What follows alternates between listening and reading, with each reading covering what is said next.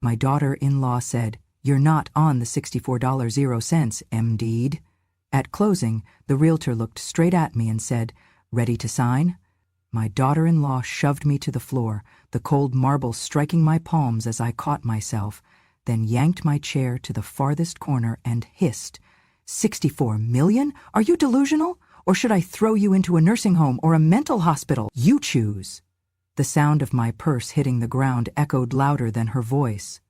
I could feel the heat of every pair of eyes in the room, not out of concern, but from the awkwardness of witnessing a humiliation they had no intention of stopping. The realtor froze mid-step, his pen poised above the folder in his hands. The other guests, lawyers, investors, and onlookers dressed in crisp suits, shifted in their chairs, their discomfort palpable. I pushed myself up slowly, steadying my balance before straightening my coat. My son, who had been speaking with the mortgage broker, turned just enough to look at me without really seeing me. His voice was flat, dismissive, carrying none of the warmth a child should have for his mother. "Mother, you are too old to understand anything about real estate," he said, as if delivering a fact rather than an insult. "Do not waste everyone's time." The air in the room grew heavy. The scent of expensive coffee and polished wood suddenly felt suffocating. My daughter-in-law turned toward me again, her lips curling into a thin smile that pretended to be polite, but dripped with venom. "You are nothing more than a tenant in our home," she said with deliberate clarity, "and I swear you will never set foot in that estate once it is ours." The scrape of the chair she had moved still rang in my ears as I picked up my purse from the floor and walked to the corner she had chosen for me. The spot was dim, away from the warm sunlight pouring through the glass walls, and far from the center of the table where the real decisions were being made. I placed my purse gently on the table beside me, sat down, and folded my hands neatly in my lap. From where I sat, I had a clear view of the contract in the center of the table. Thick, cream-colored pages edged with gold clips, each one holding the weight of the $64 million they thought was theirs. I could see their faces, too, my son's focused and calculating, my daughter-in-law's smug and certain of her victory. The realtor, regaining his composure, began outlining the order of the closing. His voice was smooth and practiced, but his eyes avoided mine. Pens began scratching across the paper as the first signatures were placed. Chairs shifted. Glasses of water were sipped. Life went on as though I had simply ceased to exist in that space. But I was still there. I was watching. Every so often, someone would glance at me. Brief, almost guilty glances, before quickly looking away. It was as though acknowledging me might disrupt the delicate balance of civility they were all pretending to maintain. Their words replayed in my mind like a recording. 64 million, delusional, nursing home, mental hospital, tenant, never set foot. Each phrase settled deep within me, not as a fresh wound, but as another brick in the wall I had been building for years. They thought their insults were sharp enough to cut me down. What they did not understand was that I had lived through sharper, colder words than theirs. I kept my face calm, my posture straight, my breathing even. To them, I must have looked like a relic, quiet, harmless, irrelevant. They had no idea that silence can be the sharpest weapon of all, that patience can be more dangerous than rage. So I sat there, half in shadow, letting them believe what they wanted to believe. Let them think they had succeeded in pushing me aside. Let them believe the seat in the corner meant defeat. I knew something they didn't. Something that would turn this day upside down before it was over. And as their pens scratched across the final pages, I smiled, just enough for myself, not enough for anyone else to see. They say the worst wounds are the ones that never bleed. Mine were the kind carved out slowly, over years, with words and small acts that everyone else would dismiss as nothing, but I remembered every one of them. My name is Merlin Rope, though most people just call me Maggie. I was born in a small fishing town on the Oregon coast, and I've spent most of my 74 years working hard, keeping quiet, and minding my own business. But quiet does not mean weak, and on that day, sitting in that glossy real estate office, I was anything but weak. I still recall the first time my daughter-in-law introduced me to her friends. I had spent the entire morning preparing snacks, cleaning the living room, and making sure the house looked perfect. When the doorbell rang, I expected at least a polite introduction, perhaps as my husband's mother. Instead, With her brightest social smile, she gestured toward me and said, "This is our longtime housekeeper." Her friends laughed lightly, thinking it was a joke, but she never corrected them. I stood there holding a tray of tea and cookies, the heat from the cups warming my fingers, while the cold in my chest spread deeper.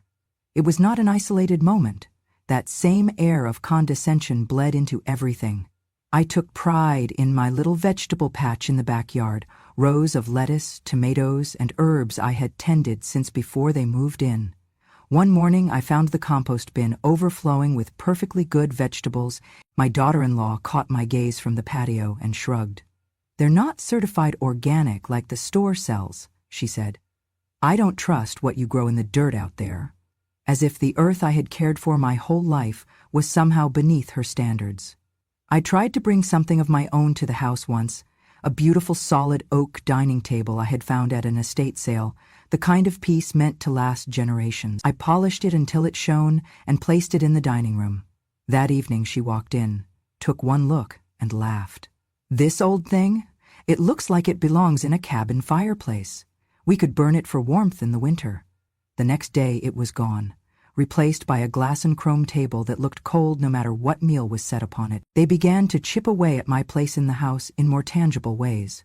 One month my son sat me down at the kitchen table, papers in hand, and explained that I would now be responsible for my own utility costs. "It's only fair," he said. "You have your own room, you use electricity." What he did not say, and perhaps had conveniently forgotten, was that I had paid off the remaining mortgage on this house years earlier, emptying my savings so they could keep it. That didn't count for much anymore. Then there was the matter of my wedding ring. It was the one thing I had left from my husband, simple gold, worn smooth from decades of love and work. When they started dabbling in the stock market, my son suggested I sell it. We could use that money for investments, make it grow. When I refused, my daughter-in-law scoffed. "You're just selfish, clinging to a couple of rusty rocks." She said it as if a lifetime of marriage could be reduced to scrap metal in her eyes. But the worst came when I fell ill.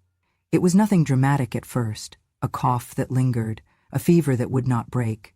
But it landed me in the hospital for a week. I thought about the comfort of returning to my own bed, my own pillow, the quiet corner of the house I had carved out for myself. When I walked through the front door, still pale and tired, I found the door to my room shut. A stranger's suitcase sat by the hall. "What's going on?" I asked, my voice still hoarse. "Oh," my daughter-in-law said casually, as though explaining why she'd changed the curtains. "We decided to rent out your room. The extra money helps with bills. You can stay in the basement for now." The basement was unfinished concrete, cold even in summer. "You rented out my room while I was in the hospital?" I could hardly get the words out. "It's not a big deal," my son said from the kitchen doorway. "That rent money helps us feed one less mouth. You should be grateful." Grateful? For being treated like an unwanted tenant in the house I had saved? That night, I lay awake in the basement, the hum of the water heater my only company. Above me, I could hear laughter and the clinking of glasses. They had guests over, dining and talking in the rooms that used to feel like home to me. Every slight, every insult, every theft of dignity replayed in my mind like a film. I said nothing. I have learned that sometimes the strongest thing you can do is stay silent. But I did not forget. Not one word, not one act. Every memory was stored away, not as bitterness, but as a ledger, a record of debts that would, someday, be settled. When my husband passed away, the grief was like a fog that refused to lift. I moved through the days in slow motion, sorting through his clothes, his papers, the remnants of the life we had built together. Among those papers was his life insurance policy, money he had insisted on maintaining despite the years we spent arguing over monthly expenses. He said it was for when the unthinkable happened. I suppose it had. The check arrived a month later, crisp and impersonal, just numbers on paper. My son and his wife never asked about it, never even acknowledged it. I kept it that way on purpose. They assumed whatever I had would be small, easily ignored. They were wrong. It was enough to make a move that would change everything for me, though no one would see it coming. I contacted Ruth, my oldest friend from childhood. We had not spoken regularly in years, but I knew one thing about her. She was discreet. She had gone into finance, managing portfolios for people who valued privacy above all else. I told her I wanted to set up a trust in another state, one with strong asset protection laws, something so airtight that not even my own family could connect it to me. She didn't ask why, she just asked how much. Within 6 months, the trust was established. On paper, it was Ruth's entity. In reality, it was mine entirely. Through that trust, we began buying shares in various companies, never enough to draw public attention. One of those companies was the very firm that would later develop the $64 million estate my son and daughter-in-law were now so desperate to claim. I bought slowly, quietly, until my holdings reached 40%. Not enough to run the company, but more than enough to control its most important decisions. The opportunity to weave the next thread in my plan came when my son and his wife started talking about moving up in the world. They had their eyes on the estate, prestige, status, everything they thought they deserved. But they didn't have the liquid cash for the deposit. I let Ruth handle the loan through the trust, drafting a contract with terms so specific they would never notice the trap until it snapped shut. The agreement was simple. The trust would provide the initial deposit for their purchase. If the trust declined to release the remaining funds at any point, the entire deal would collapse, and they would forfeit their deposit to the seller. My son skimmed the paperwork, my daughter-in-law pretended to read it, but neither of them saw the hooks buried in the language. Why would they? In their minds, it was just some anonymous investor helping them make the deal happen. From that day on, I watched from my quiet corner of the house as they strutted around, making plans, telling friends about their estate. I kept my head down, cooking my meals, tending my garden, playing the role of the harmless old woman. The more they believed in my helplessness, the more freely they revealed themselves, every greedy impulse, every cruel remark, every smug assumption that I was nothing. Privacy was my shield. The trust was layered through holding companies, each with its own registered agent and mailing address in a different state. My name did not appear on any document. Even if they had the sense to look, they would have found nothing. Ruth handled all correspondence. I never touched a piece of paper directly. The shares in the construction company were listed under the trust's name, as was the loan. On paper, I was invisible.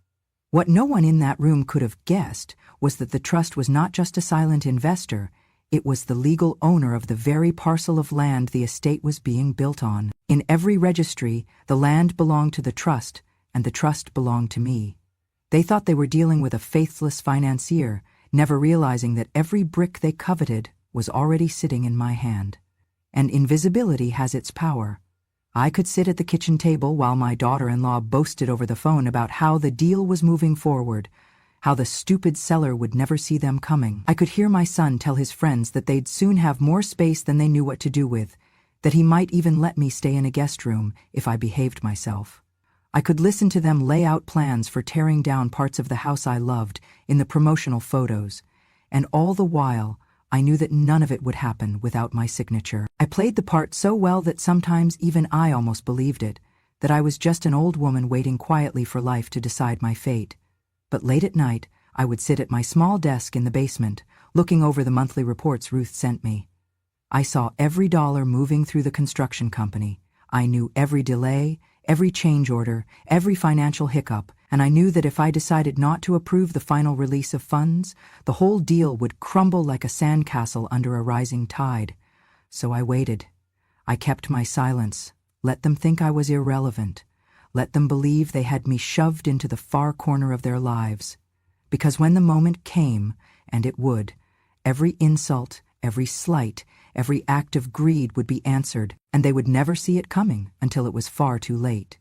My daughter-in-law's voice turned syrupy sweet, the kind of tone she used on waiters when she wanted something for free. She slid a neat stack of papers across the table toward me, her manicured fingers tapping the top sheet, as though she were sharing a secret. "Go on, just sign here quickly," she said, smiling wide enough to show every polished tooth. "That way your son won't have to worry about any of this boring paperwork."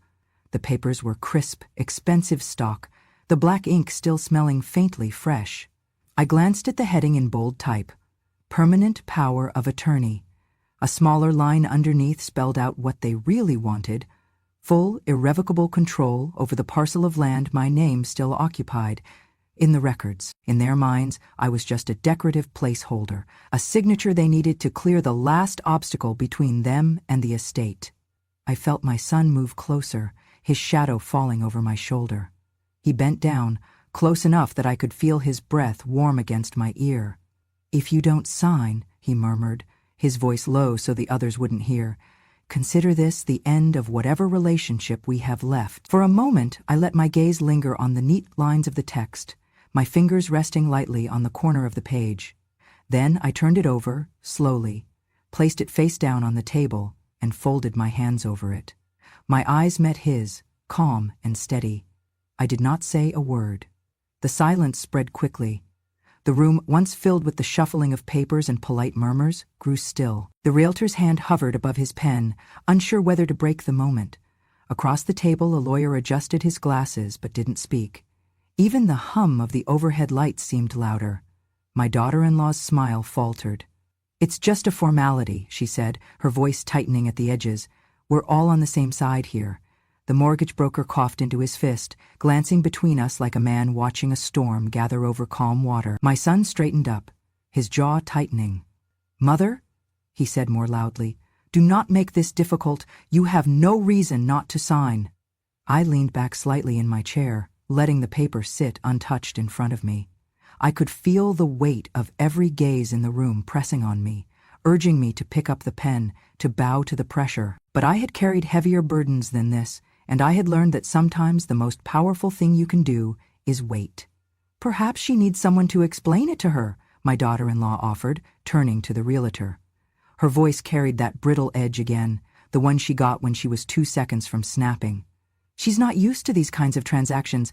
Maybe if someone spelled it out in simple terms." I raised one hand slightly, and the room went quiet again. I didn't need their explanations. I didn't need their reassurances. I knew exactly what they wanted from me. And I knew exactly how long I had been planning for this moment. The air felt thick, heavy with anticipation and impatience. The papers lay between us like bait in a trap, but it wasn't my foot caught in it. I watched my son's expression shift from confidence to irritation, then to the faintest flicker of doubt. My daughter-in-law tapped her nails against the table, each click a little sharper than the last. Still, I did not move. The tension in the room was a living thing, pressing in from all sides. When the door at the far end of the conference room swung open, every head turned. 2 men stepped inside, their polished shoes silent against the marble floor. One I recognized immediately, the project director for the estate's development. The other was the company's lead attorney, a man whose suits were cut so perfectly they seemed almost unreal. The project director walked straight past my son and daughter-in-law without so much as a glance. Stopping at my side, he inclined his head slightly, a gesture of respect I had not seen from anyone in this room until now. "Mrs. Harper," he said clearly enough for every person present to hear, "we have prepared the final contract according to your instructions. If you do not sign, this entire transaction will be canceled immediately." For a heartbeat, the room froze. My daughter-in-law's mouth opened, then closed again. Her perfectly shaped eyebrows drew together as though she'd misheard him. "According to her instructions?" she repeated, her voice climbing half an octave. "What do you mean, her instructions?" The attorney stepped forward, placing a slim leather folder on the table in front of me. His tone was professional, but there was no mistaking the undercurrent of deference. "Mrs. Harper is a co-owner of the development company," he explained evenly, "and the sole legal owner of the parcel of land on which this property is built. Without her signature, no sale can proceed to any buyer, regardless of contract status." The words landed like stones dropped into a still pond. I saw it in my son's eyes first. The confident gleam snuffed out in an instant, replaced by confusion, then dawning horror. My daughter-in-law turned sharply toward him. "You said she was just on the paperwork as a formality," she hissed, her voice sharp enough to cut. My son stopped himself, glancing around at the silent witnesses in the room. His face was tightening, flushing with the realization that whatever private power play they thought they were staging was now unfolding in front of an audience. The realtor's eyes darted between us, clearly recalculating the entire situation. The mortgage broker shifted uncomfortably in his seat, now fully aware that this was no ordinary closing. The two lawyers seated near the end of the table exchanged quick, knowing glances. I let the silence stretch, just long enough for it to feel heavy. Then I reached out and placed my hand on the leather folder. "It seems," I said softly, "that some of you have misunderstood my role here." My daughter-in-law's composure cracked. "You can't," she began, but the project director cut her off with a small, polite smile. "She can," he said simply. "She can do exactly that." I looked down at the documents laid out before me. They were the culmination of years of quiet maneuvering, shares acquired one at a time, contracts written in careful language, layers of ownership that kept my name invisible until the moment I chose to reveal it. I had been patient enough to let them believe they held the reins. When I looked up, my son was leaning forward, his palms flat on the table. "Mother," he said, his voice tight, "we can work this out privately. Just sign the papers and—" "Privately?" I let the word roll slowly off my tongue. "No, I think we'll keep this right where it is, in the light." His jaw clenched. My daughter-in-law's hands were curled into fists in her lap. The people around the table were silent, but I could feel their attention like a spot. The attorney tapped the top page gently. "Whenever you're ready, Mrs. Harper." I could have signed right then, but I didn't. I let my fingers rest on the pen, my eyes moving deliberately from one face to the next. My son's desperation, my daughter-in-law's fury barely held in check. The faint curiosity in the strangers who had just realized they were witnessing the unraveling of someone's perfect little scheme. "Not yet," I said finally, leaning back in my chair. "I think I'd like to take a moment." And, in that moment, with the truth laid bare on the table between us, I watched their certainty collapse. It was the first time in years that I felt the weight in my chest lift. I pulled my chair back toward the center of the table, the legs scraping deliberately against the polished marble. Every head in the room turned to follow the sound. My son shifted uncomfortably. My daughter-in-law sat rigid, her hands gripping the armrests of her chair. I met her eyes and let the moment stretch, my voice calm but carrying to every corner of the room. "You're right," I said. "I have no name on anything yet. But today, I'm going to put my name on every place you ever dreamed of stepping foot in." She blinked, unsure whether to laugh or frown. My son started to say something, but I was already uncapping the pen. The room was silent, except for the faint, deliberate scratch of the nib across the paper. My daughter-in-law leaned forward, her lips parting in anticipation, until she saw the heading on the document. In my bag was a second set of documents, prepared quietly by the Foundation's lawyers over the past month.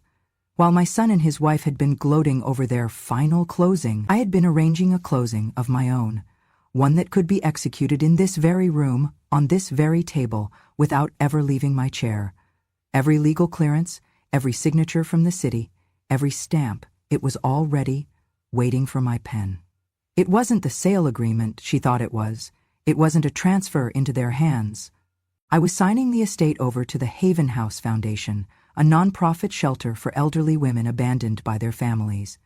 I had negotiated it quietly with the Foundation's director weeks ago, the final terms waiting only for this moment. And there was one extra clause, printed in clean, unshakable legal language that no one in the room could miss. The property would list 2 honorary sponsors in every publication, every plaque, every fundraising gala, my son and my daughter-in-law, their names forever tied to a gift they had tried to steal. The project director smiled faintly as I slid the signed pages across the table toward him. "We'll finalize immediately, Mrs. Harper," he said. My son's face drained of color. "Mother, what are you doing?" "I'm making sure this house belongs to people who will actually use it for good," I said evenly. "And I'm making sure your names are remembered, just not in the way you imagined." My daughter-in-law shot to her feet. "You can't." "Oh, she can," the attorney interrupted, not even looking at her. "And she just did." The next morning, before they had even finished reeling from the loss, the second part of my plan unfolded. I had kept my phone's voice recorder on during more than one of her rants. One particular gem, her laughing to a friend over wine, saying, "The moment the papers are signed, I'm shipping the old woman straight to a nursing home," had been quietly passed to a local journalist I knew. Oregon is a one-party consent state, which means as long as one person in the conversation agrees to the recording, it is perfectly legal. And I had been agreeing, silently, every time she spat her venom in my direction. That little line of law made the difference between revenge and a lawsuit, and I was very careful to stay on the right side of it. By noon, the recording was everywhere. Facebook, Twitter, local news sites. Neighbors they'd smiled at for years were now turning away from them in the grocery store. Their friends stopped calling. The invitations dried up.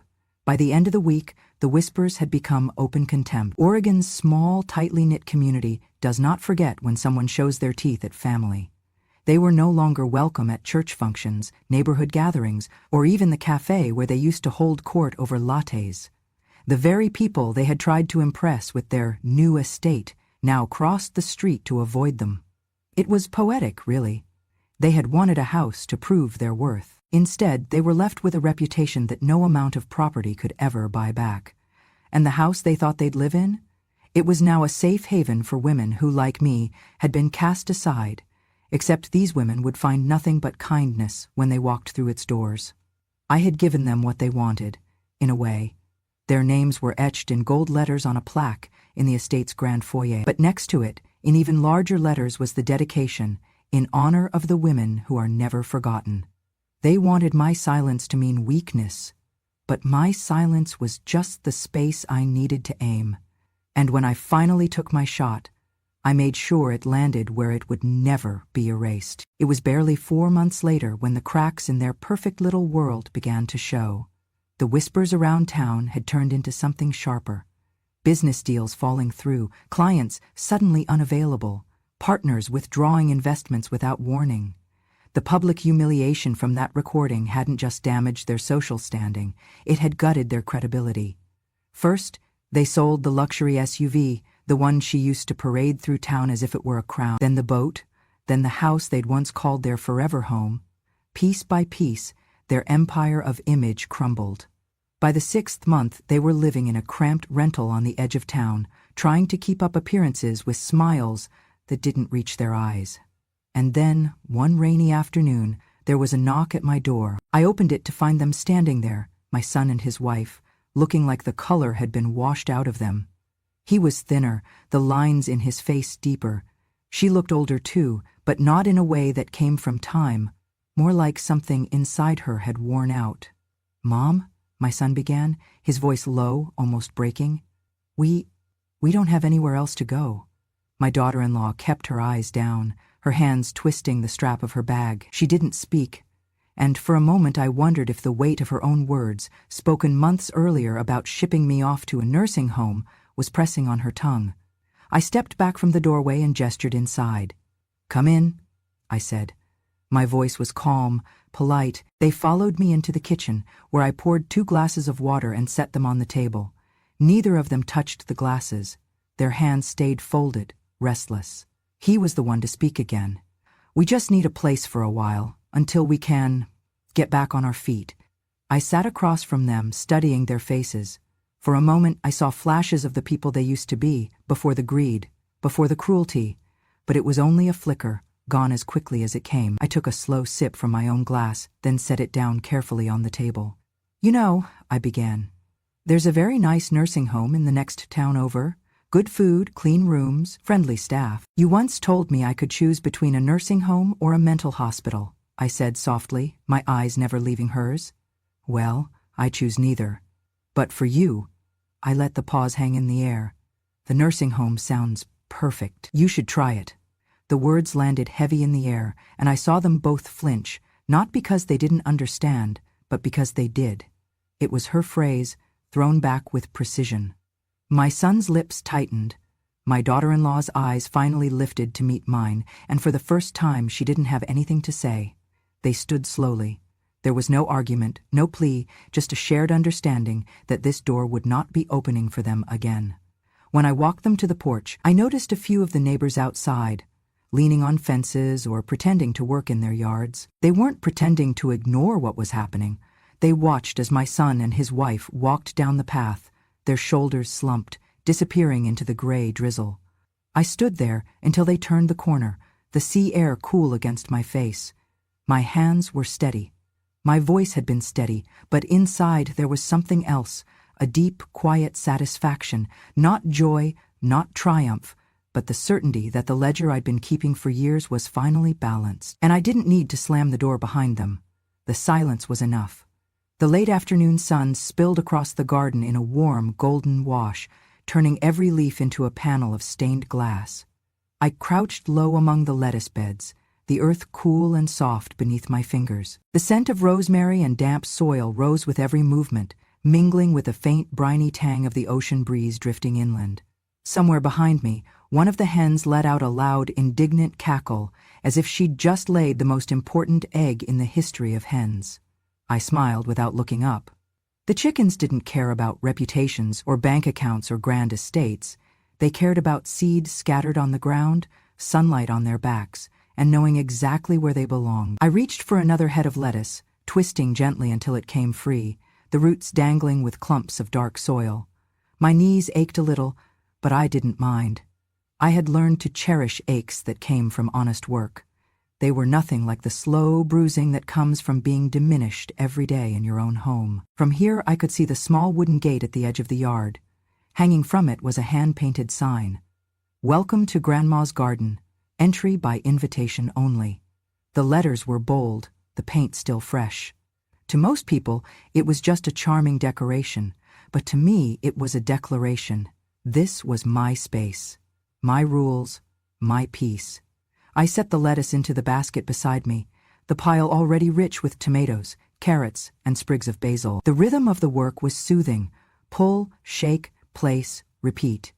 It had a way of settling my mind, the same way the ocean's tide smoothed the stones on the shore. In the distance, I could hear the faint hum of traffic from the highway, the world still spinning with its rush and noise. But in my garden, time slowed to the pace of a heartbeat. I straightened, brushing dirt from my hands, and let my eyes wander over the rows of green. The sun dipped lower, turning my shadow long and thin across the path. My hair, once black and heavy, now caught the light in silver strands that shimmered like threads of spun glass. And in that stillness I spoke, not to anyone in particular, but to the air, to the soil, to the silent witnesses of my life. "Silence does not mean weakness," I said, my voice steady, low. "It only means I am waiting for the right moment to speak my final sentence." A gull cried overhead, circling before gliding out toward the horizon. I watched it disappear into the distance, my heart as calm as the sea it sailed over. There was freedom in knowing that I had chosen my moment, and that I had spoken it without shouting, without rage. Just truth at the exact time it needed to be heard. I bent to gather the last few vegetables, my basket now heavy, the scent of fresh greens rising up with the warmth of the day's end. The chickens wandered closer, curious, their soft clucking like a chorus of approval. As I walked toward the gate, I passed the sign again. The words caught the sunlight, glowing for just a moment before the shadows claimed them. Entry by invitation only. It wasn't about keeping people out. It was about knowing who was worth letting in. I opened the gate, the hinges creaking softly, and stepped inside my home. The garden lay behind me, the sea beyond, and the life I had reclaimed all around. For the first time in years, I closed the door without the weight of unfinished battles pressing on my back. Everything that needed to be said had been said. Everything that needed to be done had been done. And the rest was mine. And that, my dears, is how a quiet old woman from Oregon reminded a few people that silence is not surrender, it is strategy. I didn't need to raise my voice, slam my fists, or fight them on their terms. I simply waited. And when the time came, I spoke in the only language they understood. Consequences. If you've stayed with me until now, I thank you. These stories aren't just mine. They belong to every woman who has ever been underestimated, dismissed, or pushed into the corner and told she doesn't matter. We matter. And sometimes, we write the ending no one saw coming. So if you want to hear more,